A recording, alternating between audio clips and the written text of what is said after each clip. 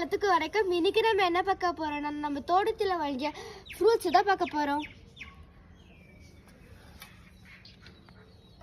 இது பாத்தீங்கன்னா வியட்நாம் கோவா. இது வந்து பாத்தீங்கன்னா கமல் ஆரஞ்சு. இது பாத்தீங்கன்னா பெர் ஆப்பிள்ஸ். இது பாத்தீங்கன்னா போமோகிரானட்.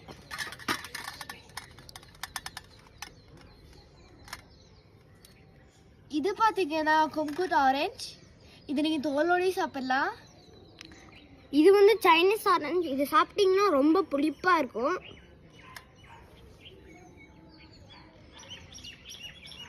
இது பாத்தீங்கன்னா அம்பலம் மேங்கோ, தமிழ்ல காட்டு மாங்கான்னு சொல்லுவாங்க.